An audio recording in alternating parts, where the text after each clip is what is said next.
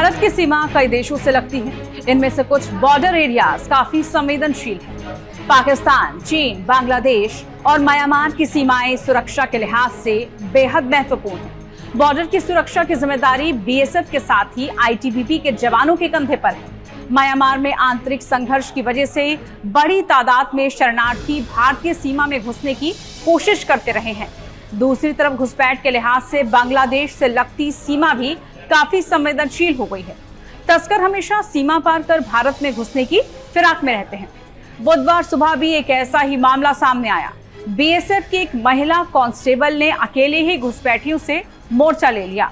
दरअसल पश्चिम बंगाल के राणाघाट में सीमा चौकी के पास बुधवार को बीएसएफ की एक कांस्टेबल ने 13 से 14 हथियारबंद घुसपैठियों के गिरोह का सामना किया। वो अकेली थी, चारों तरफ से घुसपैठियों से घिरी हुई थी, जान जोखिम में थी, लेकिन इन सब के बावजूद वो डटी रही। घुसपैठियों को अकेले ही बांग्लादेश वापस खदेड़ने में कामयाब रही। कांस्टेबल ने अपने बयान में कहा कि वो घुसपैठियों की ओर भागी और उन्हें मौखिक चेतावनी दी, लेकिन उन्होंने जबरदस्ती भारतीय क्षेत्र में प्रवेश किया, कांस्टेबल को घेर लिया और उस पर हमला कर दिया।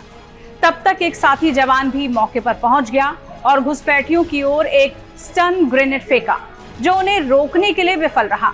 अवैध क्रॉसिंग को रोकने और आत्मरक्षा में कांस्टेबल ने घुसपैठियों पर एक राउंड फायरिंग की।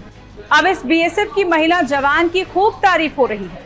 ये पहली घटना नहीं है। बीते दिनों से लगातार बांग्लादेश से अवैध तरीके से घुसपैठ होने की कोशिशों को बीएसएफ विफल करता रहा है। अवैध तस्करी के कई सामान भी जब्त किए गए हैं। घुसपैठियों ने बॉर्डर पर तैनात बीएसएफ के जवानों को घायल भी किया। वहीं बीएसएफ अधिकारियों ने बताया कि रात करीब 2 बजे कांस्टेबल ने चाकुओं और तलवारों से लैस घुसपैठियों को सीमा की बाड़ पार करते हुए देखा।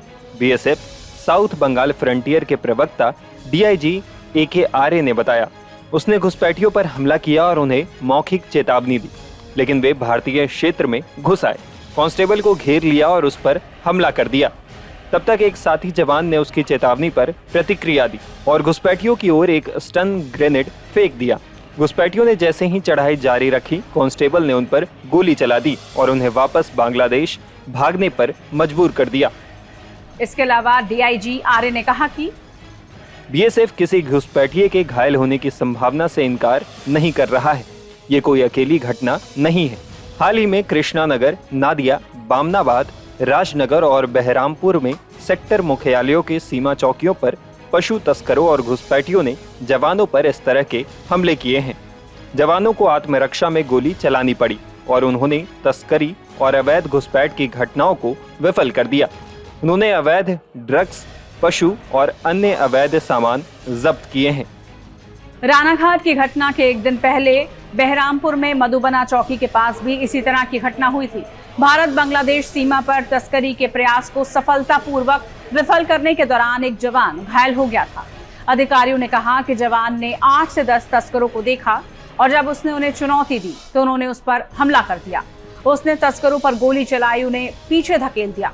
27 जुलाई को कल्याणी सीमा चौकी पर एक अन्य जवान को घुसपैठियों पर गोली चलानी पड़ी थी।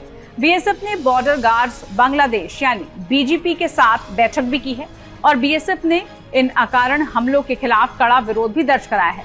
ऐसे में भारतीय सुरक्षा बलों की तरफ से तुरंत इसका जवाब भी दिया गया। सभी बांग्लादेशियों को जंगलों में भारतीय जवानों ने खदेड़ दिया है। आपको वीडियो कैसी लगी जरूर बताइए। इस तरह की तमाम वीडियोस के लिए आप देखते रहिए टाइम्स नाउ भारत डिजिटल। नमस्कार।